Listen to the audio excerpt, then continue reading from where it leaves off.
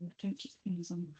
Hi everyone, welcome in. Great to see you all. I was just waiting on hopefully a couple more people to come in. So we'll just give those a couple of minutes. What do you want to do? Turn your screen. This. Yours. Why? So if you all just pop your microphones off for me, just for now.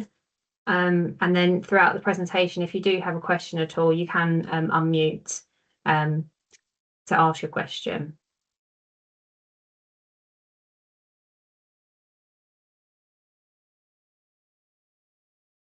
Lovely. Okay. I don't know how to mute you. I think I might be able to do it for you if you can't. There we go. Perfect. Yeah, lovely. You're all on mute. That's great. Thank you very much. Yeah, as it says on the screen there, then you are allowed to have your cameras on, but you just have to get parents' permission to have that on. But that's all of the housekeeping rules, really. Just make sure you've also got a pen and paper ready to take lots of notes throughout the presentation too.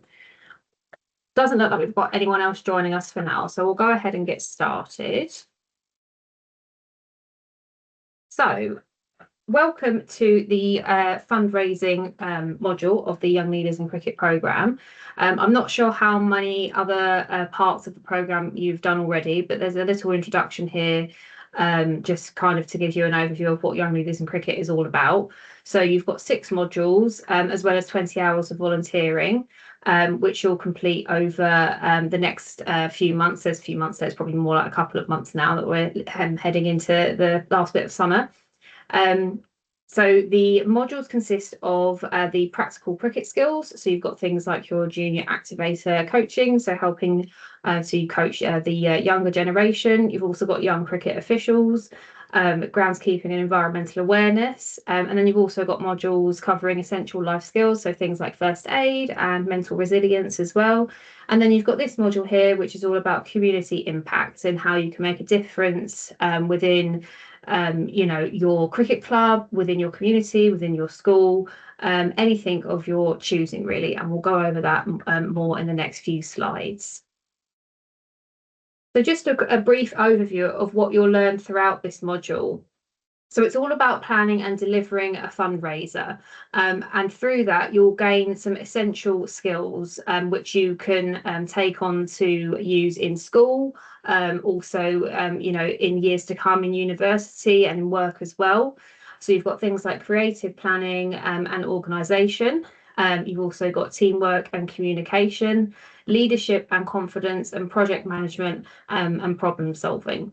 So as well as those skills, as I say, you'll also become part of something bigger by making a difference within your community, your chosen charity or cricket club, and you'll also help to contribute to the future of young leaders in cricket as well. I've just got one more person to let in there, sorry. There we go. Okay, so this is how your fundraising will be allocated. So basically, the premise of the module is that you are expected to raise at least £70, which then goes back into the Young Leaders in Cricket programme to help cover the delivery costs of running the programme and also to help secure the programme for the next generation of young leaders as well. Any additional fundraising that you make after that can go towards any project of your choice. So whether you would like to put money towards your cricket club, whether you have a charity that's really close to your heart, perhaps you want to raise money for your school, or there's something in your local area, it's completely up to you what you would like to raise money for. We do support 2 worthwhile charities that you are encouraged to raise money for if you can't think of anything for yourself.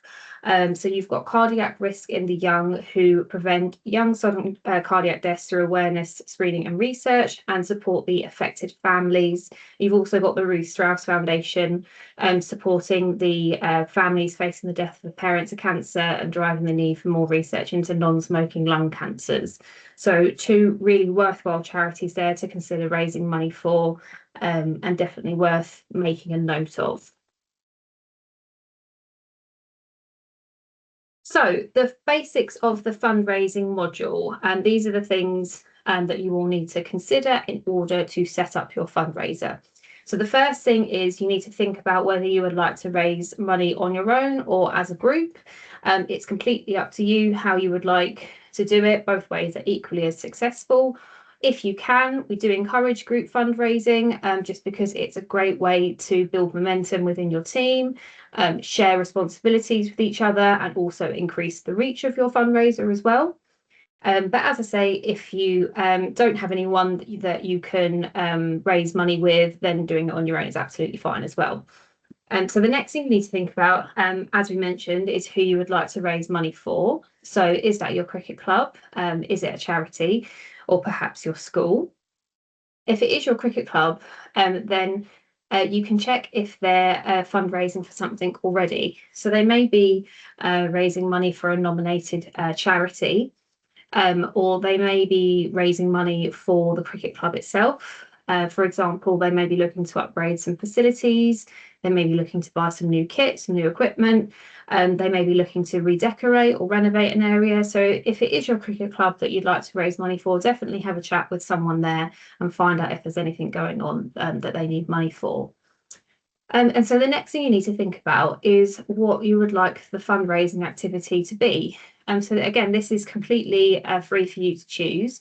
It's really important for it to be something that you enjoy. Perhaps you have a hobby that you really like, or something that you feel would be really successful as a fundraiser. If you can't think of anything in particular, then there are more classic things that you can do for fundraising. So things like a raffle, a bake sale, a fun day, a sponsored walk, sponsored swim, things like that.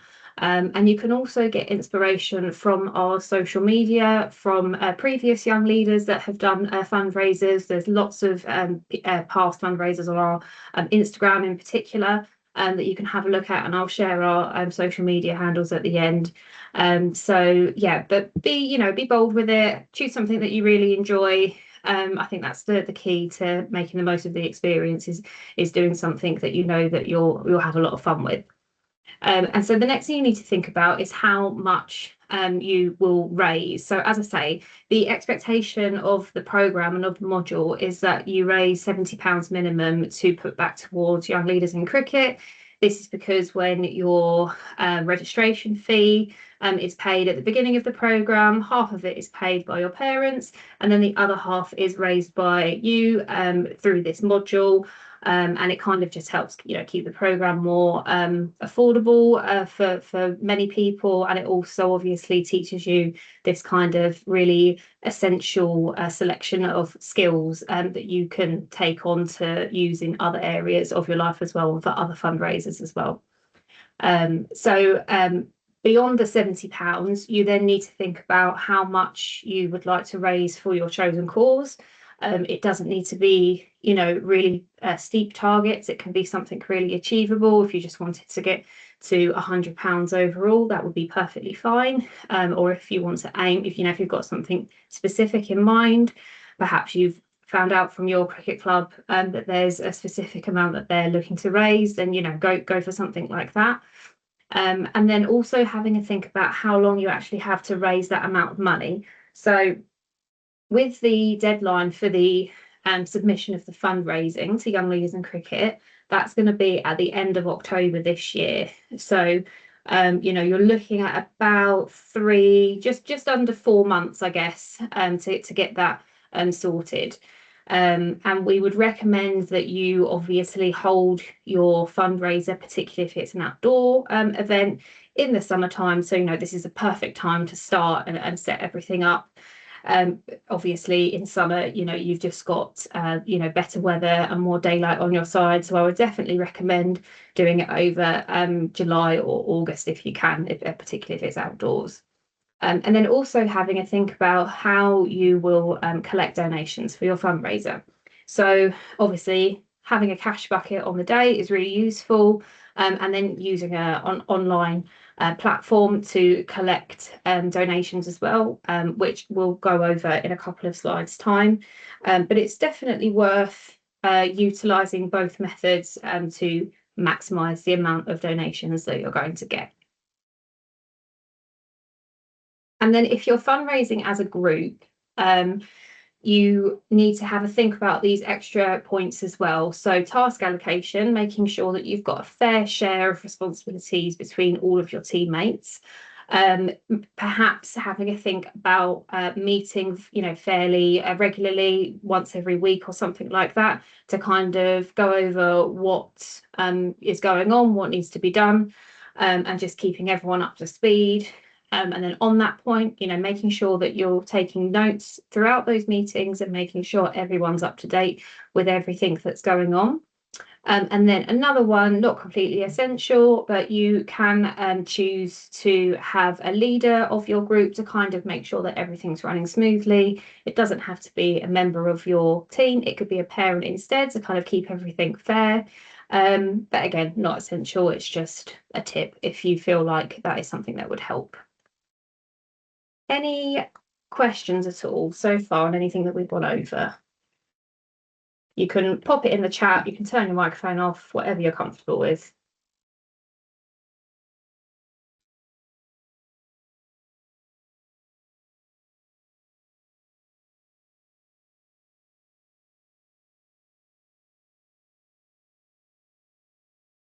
Have you got a question at all, or figuring out how to turn your mic off?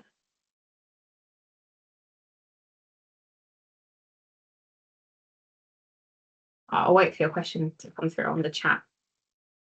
If you could both as well, I know you've got your names on the screen there. If you could just pop your names on the chat message for me, just so that I can mark you as attended for the module as well.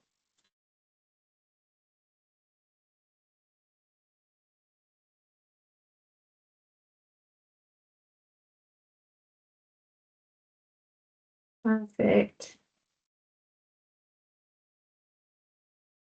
Lovely. Yeah, so that's the names that I've got on the attendance there. That's perfect. Okay, so no questions at the moment. Lovely. Right, we'll go ahead with the next few slides. So on the topic of the online donation platforms, you've got a few different ones that you can choose from. So you've got things like Just Giving, GoFundMe, or Crowdfunder. All of these platforms are free to sign up to and create a fundraiser, but they do charge a small fee for anyone that does donate to your page. So it's just something worth keeping in mind, and to check each individual site for the fees that they charge. And then you will need a parent to also enter their bank details when you set these pages up, in order to withdraw the funds when the fundraiser is finished. So it's something that you need to discuss with a parent or a carer, just to make sure that that is something that they're happy to do for you. And then if you're working as a group, going back to that task allocation point, having a think about who will set up the fundraising page and whose responsibility that will be. And then also having a think about where you can share fundraising updates. So places like social media, school newsletters, emails, and flyers as well. So on the topic of flyers, you'll also need to create one to advertise your event and let people know that it's happening. So you can use online platforms like Microsoft Word, something really simple to use. You can also look into using a free design platform like Canva, which I really recommend. I don't know if you have much experience with that platform at all, but it's good because the templates are often free to use. So it's really easy to just kind of go in and change the colors, change the text, add the images that you want to, and it makes a really good looking flyer. With any platform that you use, though, do make sure to include a QR code to your online donation page, so that when that flyer is printed and displayed in person somewhere, whoever sees it and wants to donate to your cause, they can just quickly scan that QR code and donate really easily for you as well. And you can use websites like myqrcode.com to do that. And then also making sure to include things that people will easily recognise. So things like your cricket club logo, Young Leaders in Cricket logo, perhaps if you're raising for a charity, pop their logo on there as well, just to kind of give the fundraiser some meaning behind it. And then with anything that you create, just make sure that you use nice bright colours so it's nice and attractive. Make sure that you use easy to read text, so no sort of italic, handwriting style text. You want something nice and bold and simple to read. And then, of course, making sure to include all of the essential information about your fundraiser.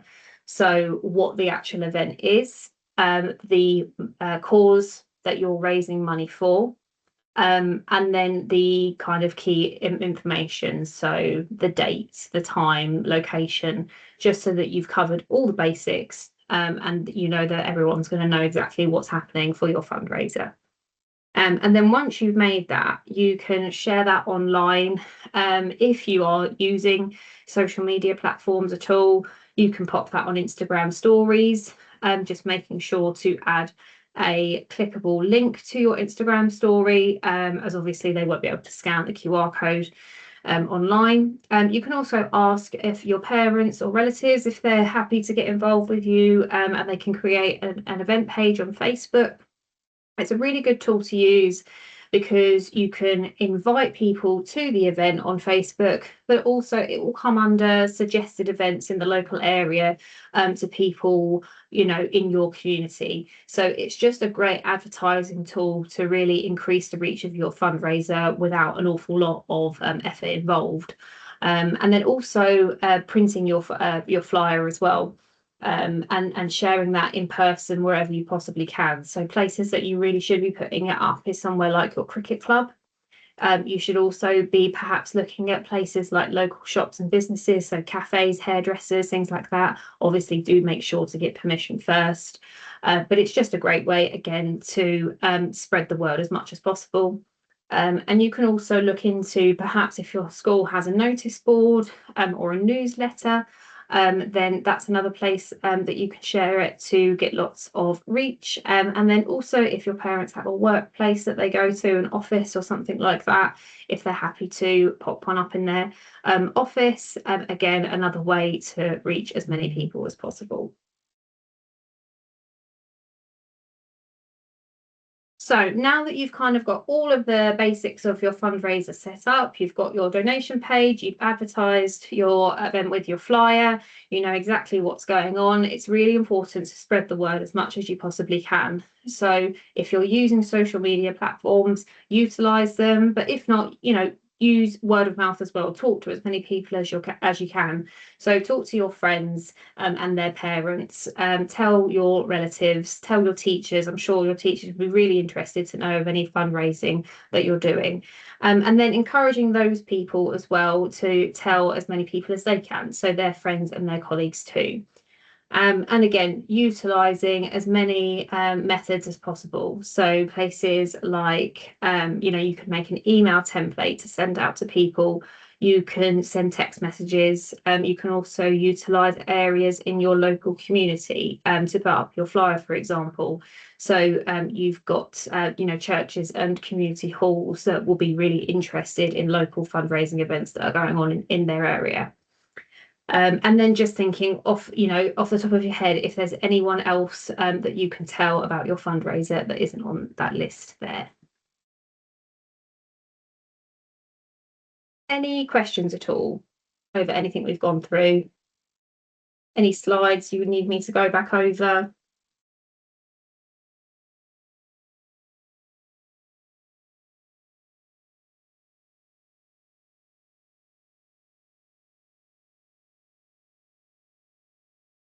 All good, fantastic.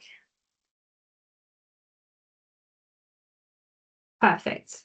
Thanks, guys. Okay, so moving on to a little fundraising example, just to give you an idea of what this would be like in action.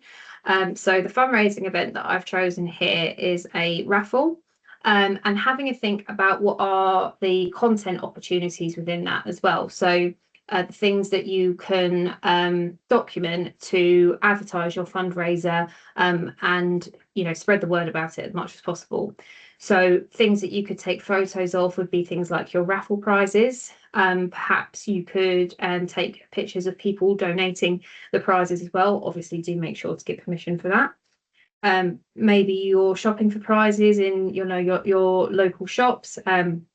or wrapping them up at home, to make them look really nice for the raffle. Again, another great thing to take a photo of. And of course, the event itself. And then sharing those things on social media, if there are platforms that you're using, just making sure to write a captivating caption to go alongside your photos. So talking about your raffle, what are the prizes that are on offer, what's the cause that you're raising money for, and what's the difference that their donation is going to make for that particular cause. And then utilizing as many platforms as possible. So anything that you might be on, anything that your parents might be using, and then sharing those posts with your friends, family, teachers to help spread the word as much as possible. And then things off of social media, having a think about people that you can update. So relatives that might not be using social media at all, or perhaps local businesses that don't use social media either, having a think about the methods that you can use to tell them. So could you call them or write them in an email or write a letter? You could make a letter template or write an email template to send out to 5, 10 people or 10 businesses, things like that. And then again, spreading things through word of mouth. So can you ask the people that you've told to help spread the word for you? Of course, not forgetting to make your flyer, print it out and share it wherever you possibly can in your local area. Oh, there we go. Okay, and then of course, throughout the whole process, it's super important to just build up as much momentum as possible. So keeping people updated throughout the process, how much money you've raised so far, using whatever method you can to thank people who have already donated. You could also update your fundraising goal if your initial goal has already been reached. So you can update that on your donation page. And then you can also explain to people, as I say, what that donation can be put towards. So things like if you're raising money for your cricket club, you might be looking to raise money for new kit. If it's for a charity, there might be something specific that they're raising money for. So it's really important to kind of give context to what the money's going to go towards. And of course, raising money for young leaders in cricket to help keep it going. And then you can share these updates on places like social media, WhatsApp, things like that. And then asking your friends and family to share within their networks as well. So WhatsApp, social media, word of mouth. So on the day of your fundraising event, really important that you get lots of photos and videos to obviously document it for yourself. It's a really special thing that you will have set up and you'll want to remember, but also to share your success of your fundraising event, and you can still use that content to get donations after the event has actually happened. So if you've got a nice bank of images or videos, then you can go on to whichever method you're using to advertise, and you can share that success and encourage donations, just to show how incredible the event has been, and then just giving it a timeline, like you've got a month left or something for donations to come through. So yeah, super important, and as I say, it's nice to have that documented for yourself as well, so for you to look back onto. A couple of examples there of previous fundraisers. So you've got a fairly large group here from a cricket club that raised over £2,500 for cardiac risk in the young by organising a festival day. That is quite a steep target, and as you can see, they're quite a large group as well. So don't be sort of too disheartened if you think that's like quite a large figure. They obviously had a lot of planning and effort that went into that. If you have members on the programme that are also doing the program with you, and them and you want to make a group fundraiser, it's definitely possible. But if not, if you're raising money by yourself, it is you can be equally successful in raising money. For example, young lady here that did a sponsored litter pick by herself, and raised, I'm not actually 100% sure how much she raised, but had an equally successful fundraiser by herself as well. Couple more examples of some past fundraisers here. So you've got Farncombe Cricket Club, who held a cricket tournament, and they did a barbecue, raffle and ice lolly sales. They appealed for volunteers by a Facebook group, and they emailed parents as well. Of course, they had meetings to organise all parts of their fundraiser, as there was lots of different things to organise. They had a £300 target and raised £680. You've got Gus here, who did a solo fundraiser, and he did a sponsored swim. He designed his flyer on Canva and set up a Just Giving page. He had a £160 target and raised £310. He had a really last minute donation for someone that was at the pool at the time, not someone that he knew, and saw all the effort that Gus was going to doing his sponsored swim, and made a last minute donation of about £75, I think. So, you never know who's going to see your fundraiser or see your flyer and want to donate. So it's just super important that you utilize those methods of advertisement as well.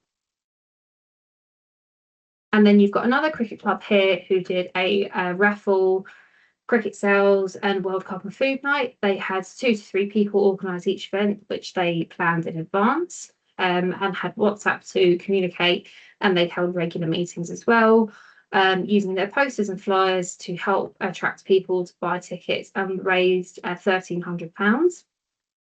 And then you've also got this group of young girls here who hosted a 6-hour batathon at Horsham Cricket Club. They went to local shops and businesses for raffle donations. So a couple of good tips here from the girls fundraiser was that in exchange for the raffle donations, they offered to have the donors' logos displayed on the gazebo at their event. So obviously they got raffle donations for their fundraiser, but then the businesses in exchange got great promotion at the event itself. And then they also hosted their fundraiser on the same day as another event happening at their cricket club. So that event will already have good advertising. It will already have a good number of attendees because the cricket club will have done their own, advertising. So they're sort of piggybacking off of that event, and they're increasing the reach of their fundraiser. And they raised £788, which was a great effort. Okay, these are the social media handles. If you were interested in following along, any of the things that we're up to, but also in particular looking for fundraising inspiration, we have lots of past fundraisers, particularly on the Instagram page, that you can look up. So I'll just leave those on the screen for a second there if you wanted to make a note of them.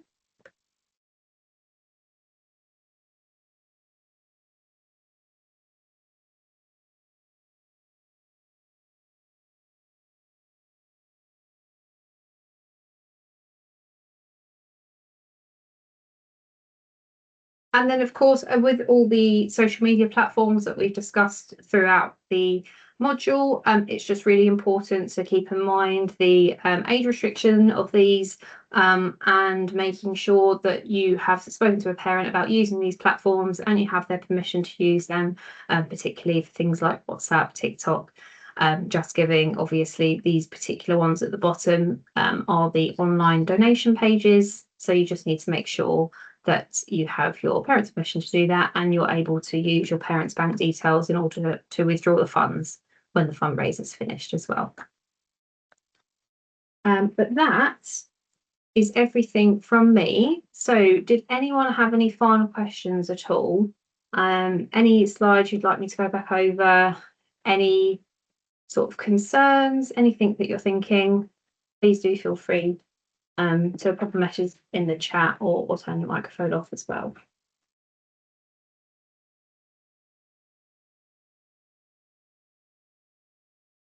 No, all good. Okay, so just a couple of notes then before we log off for the evening. You will receive a fundraising checklist from one of the members of our admin team after this presentation, which is essentially just a roundup of everything that we've gone over in a nice kind of checklist format. So if there's anything you feel like you've missed, then it's all on there, and you can also kind of, it's not every point that's mandatory that you need to tick off, but it's just kind of a nice way to guide you through the process and remind you of anything that you might have forgotten. But as I say, that will be sent out within the next couple of days to you, to your parents' email addresses. And I would love to see your fundraisers when they're finished. So, as I say, take lots of photos and videos throughout. You can send us those through social media. I'll just leave those handles on the screen again there if you needed them at all. But you can obviously get your parents to send them in by email as well.